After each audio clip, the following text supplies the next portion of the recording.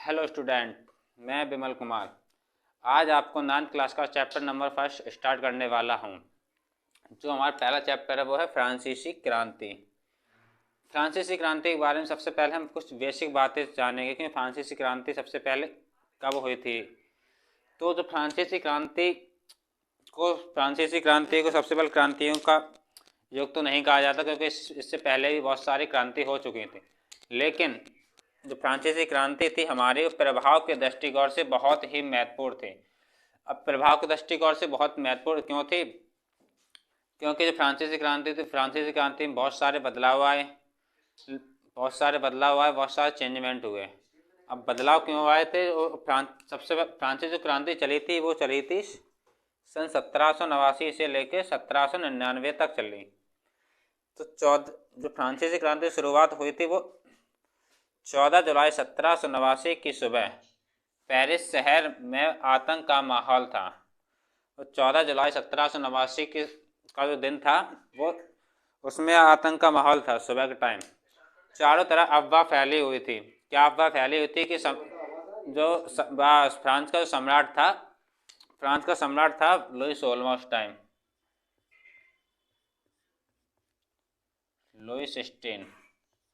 जो फ्रांस का सम्राट था लुई 16, तो यह अफवाह फैली थी कि जो फ्रांस के सम्राट ने लोग अपनी सेना को आदेश दे दिया कि वो नागरिकों पर गोलियां चलाने का आदेश देने वाला है। मतलब लोगों की सोच थी, मतलब लोगों में आपस में बातचीत हो रही थी कि सम्राट था वहाँ का लुई 16वां, वो अपनी सेना को आदेश देने वाला है कि लोगों पे गोलियां चलाई जाएं। इसलिए लोगों पर गोलियां चलाई। ये इस अफवाह पे विश्वास करके लोग 7,000 लोग जो थे, 7,000 स्त्री पुरुष, वो टाउन हाउस के सामने एकत्रित हुए और लोगों ने एक जनसेना का गठन करने का फैसला किया था।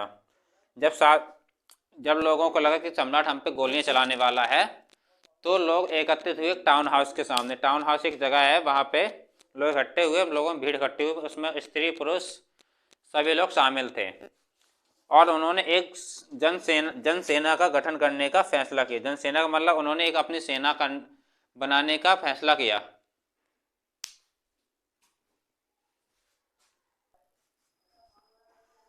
जब लोगों ने जनसेना गठन करने का फैसला किया, जब जनसेना गठन बनाया, अब जनसेना गठन बनाने के लिए बनाया, उसके बाद उन्होंने क्या, सरकारी जो भवन थे, सरकारी भवनों पर हमला बोल दिया। क्यों हमला बोला? ताकि वो वहां से हथियार वगैरह ले सके। हथियार लेने के लिए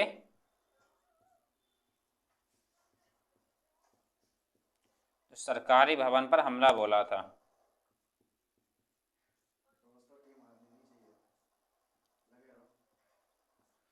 जो हमला बोले, लेकिन वहां पे उन्हें कुछ नहीं मिला। बाद में सैकड़ों लोग, एक विशाल जल समूह पेरिस के पूर्वी भाग पर की ओर बढ़ चला था। जो पेरिस का जो पूर्वी भाग था, वहाँ पेरिस के पूर्वी भाग में एक किला था, बास्तील का किला। तो लोगों ने बास्तील के किले पर हमला बोल दिया। वो क्यों बोला था? वो हमला इसलिए किया था ताकि वो से ये सोच रहे थे कि वहाँ पे हमें बहुत सारे बंदूकें हैं, जो भी हथियार वगैरह हैं, गोला बारूद, अलग अलग गोला बारूद वगैरह वहाँ पे मिलेंगे, क्योंकि जो बास्तील किला था वो एक सरकारी भवन था। तो वहाँ गोला बारूद मिले, हथियार भी मिले, लेकिन वहाँ पे जो कैदी थे, उन वहाँ कैदियों को भी वहाँ से छुड़ा लिया गया। और कैदियों की संख्या केवल 7 थी। केवल वहाँ पे जो बास्तील किला था, वहाँ पे केवल 7 कैदी जो थे वहाँ पे कैद थे और सभी को छुड़ा लिया गया। जब कैदी छुड़ा लिए तो बास्तील के किला का जो कमांडर था, वो कमांडर भी मारा गया। कमांडर इसलिए मारा गया क्योंकि जो हथियार वगैरह लोगों ने लिए थे, उन हथियारों को लेने के लिए कमांडर बीच में आया और वो कमांडर उसमें मारा गया था। तो बास्तील का किला, कमांडर तो मारा ही गया। उसके बाद जो बास्तील का किला था, निरंकुश शक्तियों का प्रतीक था। निरंकुश शक्तियों का प्रतीक क्यों था? क्योंकि जो वहाँ का राजा था कौन उस टाइम पे? लुई 16वां। लुई 16वां जब आकर एक निरंकुश शासक था, तो निरंकुश शासक होने के कारण जो बाकी शक्तियाँ, वो बास्तील किला था, वो निरंकुश शक्तियों का प्रतीक बन चुका था। इसलिए लोग क्या करने इसलिए वो लोग उस चीज़ से घृणा करने, उस किले से घृणा करने लगे। के साथ उन्होंने क्या किया था, उन्होंने इस किले को बहुत बुरी तरीके से तोड़ फोड़ दिया था। उन्होंने किले को बहुत बुरी तरीके से तोड़ फोड़ दिया, तो उसके कुछ अवशेष वगैरह बचे थे। उन अवशेषों को लोगों ने जो अवशेष बचे हुए थे वहाँ के अवशेषों को लोगों ने इकट्ठा करने की कोशिश की थी। इकट्ठा करने की कोशिश की थी। मतलब जो जब किला बुरी तरीके से बर्बाद हो गया, बिल्कुल टूट फूट गया, कुछ उसके अवशेष वगैरह बचे थे, तो लोगों ने उसको इकट्ठा करना चाहते थे।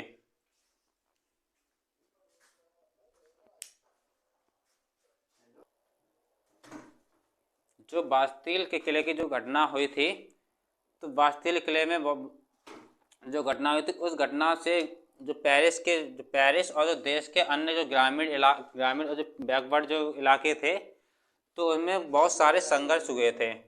अब संघर्ष कैसे हुए थे, क्योंकि वहाँ के लोग बहुत गरीब थे, वो मतलब बहुत सारी चीज़ें नहीं ले पा रहे थे, उनको बहुत ज़्यादा टैक्स लगा हुआ था। क्योंकि जैसे पाव रोटी थी, पाव रोटी वहाँ पे आम बात थी, क्योंकि पाव रोटी होती है, रोटी लोगों के लिए आम होती है, मतलब उन्हें वो चीज़ चाहिए होती है। तो पाव रोटी पे बहुत जो डिमांड थी बहुत ज़्यादा थी, और जो वहाँ के जो टैक्स लगा था उससे बहुत ज़्यादा लगा था, जिससे वो उसे नहीं ले पाए। तो उसका वो क्या कर रहे थे, विरोध कर रहे थे, जिससे उसको वो ले सकें। और इतिहासकारों इस घटनाक्रम के प्रारंभिक कड़ियों के रूप में देखा। मतलब जो घटना हुई थी, इस घटना को इतिहासकारों ने प्रारंभिक कड़ियों के रूप में देखा, और जो इसका अंत हुआ वो इतिहासकारों के सम्राट को फांसी दिए जाने में हुई थी। मतलब इतिहासकारों ने सोचा कि जो वहाँ फ्रांस का सम्राट था उसको फांसी दी जा चुकी, तो इसका अंत यहाँ पे खत्म होता है। और इस क्रांति ने केवल फ्रांस को ही नहीं, अब तो समस्त यूरोप के जनजीवन को अस्त व्यस्त कर दिया। कहने मतलब जो फ्रांस की क्रांति हुई थी, फ्रांसीसी क्रांति ने केवल फ्रांस को ही नहीं, जो फ्रांस के जो जो कॉन्टिनेंट है, यूरोप कॉन्टिनेंट के जो अलग भाग थे, मतलब अलग जो सिटीज थी, अलग जो कंट्रीज थी, तो उस कंट्री को भी प्रभावित किया था। कैसे प्रभावित किया, क्योंकि जो लोगों ने क्या फ्रांसीसी क्रांति को देखकर लोगों ने अपने आप को, अलग जो कंट्री के लोग थे, आसपास के जो देश थे, उन्होंने भी अपने आप को राजा से स्वतंत्रता मतलब घोषित करने के लिए ठाना, मतलब स्वतंत्र आज़ादी उन्होंने चाहते थे। इस तरीके से यूरोप के अन्य जो इलाके थे उन्होंने जीवन प्रभावित हुआ।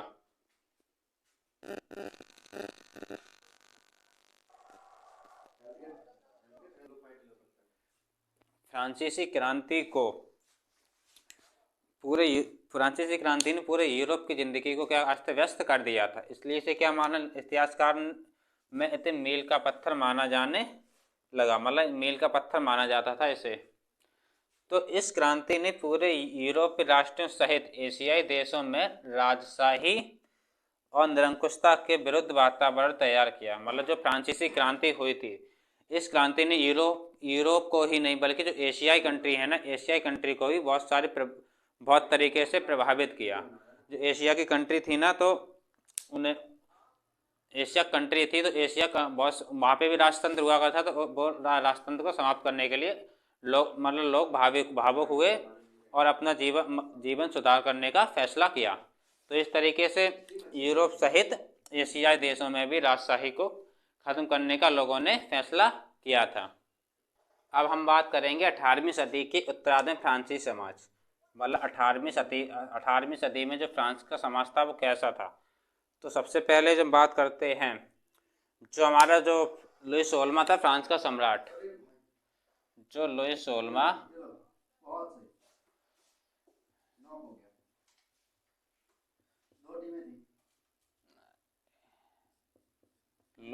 जो फ्रांस का सम्राट था वो किस राजवंश से ताल्लुक रखता था। तो जो बूर्बो राजवंश था, तो वो बूर्बो राजवंश का एक वंशज था, जो 1774 में फ्रांस की राजगद्दी पर संभाली। मतलब जो फ्रांस का जो राजा बना था वो कब बना, 1774 में। जिस टाइम वो फ्रांस का सम्राट बना, तो उस टाइम पे उसकी जो आयु थी, जो एज थी, वो 20 ईयर था।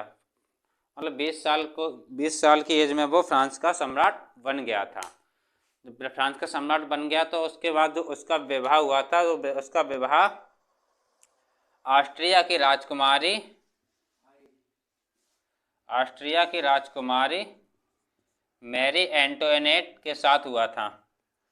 काफ़ी लंबे समय तक जो फ्रांस का युद्ध चला था वो काफ़ी लंबे समय तक चला। अब लंबे समय जब युद्ध चलता है तो युद्ध में बहुत सारा खर्चा भी होता है। तो बहुत सारा खर्चा होने के कारण जो वहाँ के जो वित्तीय संसाधन थे, तो फ्रांस के वित्तीय संसाधन पूरी तरीके से नष्ट हो चुके थे। मतलब जो जो भी खर्चा होता था वित्तीय देश चलाने के लिए, वो सारा जो पैसा किसमें, युद्ध में ख़त्म हो गया था। अब युद्ध में ख़त्म हो गया तो उसके लिए मतलब जो कुछ अपने पर्सनल काम के लिए भी वहाँ के पैसे अलग अलग से थे। जो वित्तीय मतलब जो पैसे थे, खजाना, जो कुछ ही मान लो खजाना वगैरह, खजाना या पैसे, वो पर्सनल यूज़ के लिए वहाँ पे अलग थे, तो वो भी ख़त्म हो गए। और जो वित्तीय संसाधन थे, जो देश चलाने के लिए खर्चा था, वो भी सारा युद्ध में ख़त्म हो गया। उसके बाद लुईस 16वें के शासनकाल में फ्रांस ने अमेरिका के 13 उपनिवेशों को साझा शत्रु ब्रिटेन से स्वतंत्र कराने में मदद की। मतलब जो फ्रांस, जिस टाइम जो लुईस 16 फ्रांस का शासक था, उस टाइम में तो फ्रांस ने वहाँ का एक अमेरिका कंट्री थी, अमेरिका कंट्री के 13 उपनिवेशों को ब्रिटेन से, जो ब्रिटेन था, ब्रिटेन कंट्री, तो ब्रिटेन कंट्री में 13 उपनिवेश अमेरिका के थे, तो उनको भी स्वतंत्र कराने में फ्रांस ने मदद की थी। जब उसने फ्रांस ने मदद की थी तो उसमें भी कुछ खर्चा आएगा। जो फ्रांस ने मदद की थी तो वो उस टाइम भी युद्ध चल रहा था। अब ये भी युद्ध काफ़ी लंबे समय तक चला, तो इस युद्ध में भी बहुत सारा खर्चा हुआ, युद्ध में खर्चा हुआ। जब खर्चा होगा तो क्या, जो फ्रांस था वो क्या हो गया, ऋण में डूबता चला गया।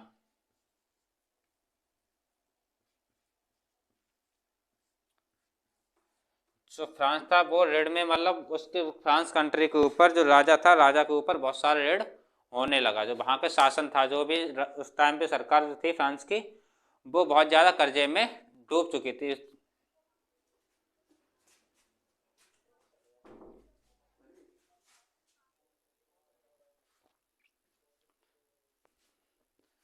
जो फ्रांस फ्रांस देश था, तो फ्रांस देश में आपको बताया जो फ्रांस था, फ्रांस पहले से ही बहुत ज़्यादा कर्जे में डूब चुका था।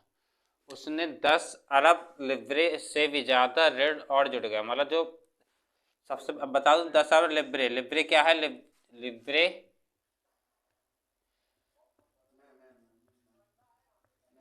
ये फ्रांस की मुद्रा है, फ्रांस की मुद्रा,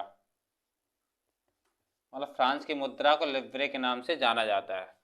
तो जो सबसे पहले ही वह 2 अरब लिब्रे का बोझ चढ़ा था, मतलब दो अरब जो लिब्रे था, मतलब 2 अरब लिब्रे का बोझ उस पर चढ़ चुका था, पहले ही ब्याज था उस पर। लेकिन बाद में उसने जब अमेरिका का साथ दिया, अमेरिका के 13 उपनिवेशों को ब्रिटेन से आज़ाद कराने की सोचे, तो वो 10 अरब लिब्रे से भी ज़्यादा और ब्याज जुड़ गया उस पर। तो अब ऋणदाता थे, मतलब जो ऋण देने वाले थे, जहाँ से उन्होंने ऋण लिया था, उन ऋणदाता ने अब 10% ब्याज की मांग करने लगे। पहले वो कम ब्याज मांग रहे थे, 2 या 3%, लेकिन बाद में उन्होंने पूरा 10% ब्याज मांगने लगे थे। तो इससे अब वो ब्याज कहाँ से लेंगे, पहले से ऋण दे, वो पहले से ही वो कर्जे में डूब चुके हैं। तो कर्जे में डूबने के कारण उन्होंने क्या किया था, जो बाकी जनता थी, जो आम लोग थे फ्रांस के, उन आम लोगों पर सरकार ने जो कर था, कर में बहुत ज़्यादा बढ़ोतरी कर दी। जो टैक्स लेते थे पहले 2%, तो अब वो उससे भी ज़्यादा लेने लगे। लेकिन इससे भी उनका काम नहीं चला, क्योंकि अब इतना इतना कर्जा हो चुका था। अब जनता पागल तो थी नहीं।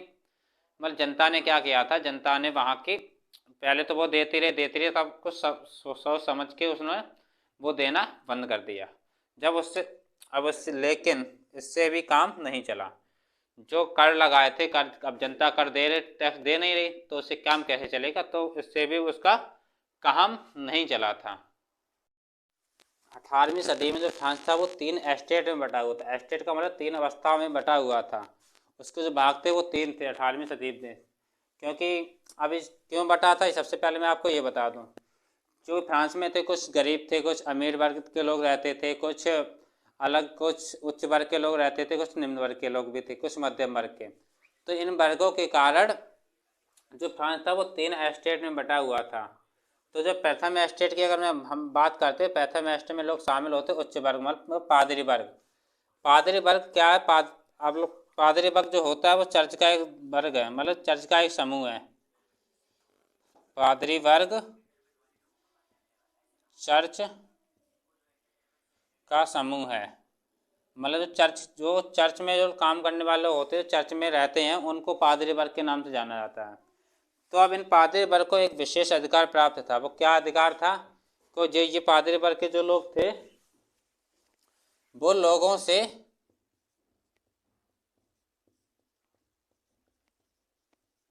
कर वसूल करते थे, कर वसूल करते थे, मतलब उन्हें कर वसूल करने का अधिकार था। ये कौन सा कर? तो टाइड,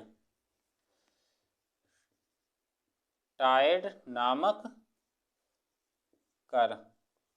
तो वे टाइड नामक कर को वसूल करते थे। इस तरीके से इनको और बहुत सारे कर, मतलब ये किसानों से भी टैक्स लेते थे, और लोगों से भी टैक्स वगैरह ये लेते थे। इसी तरीके मतलब इनसे पादरी वर्ग था, इनसे ये सरकार को कोई भी टैक्स वगैरह नहीं देते थे।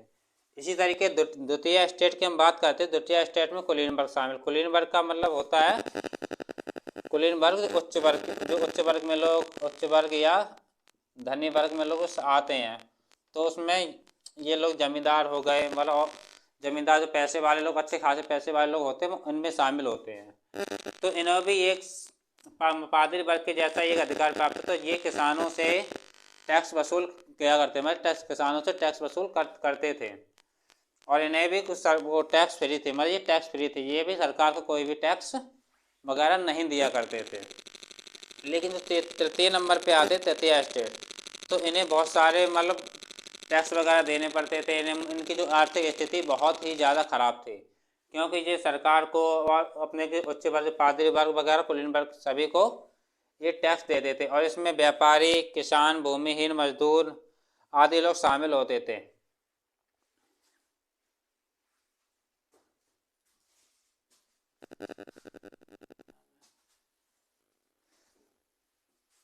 अब इसकी जो इतना मैं पढ़ा दिया, अब इसका जो नेक्स्ट चैप्टर, मतलब जो नेक्स्ट टॉपिक है वो पढ़ाऊंगा नेक्स्ट डे आपको। तब तक आप ये नोट कर लीजिए।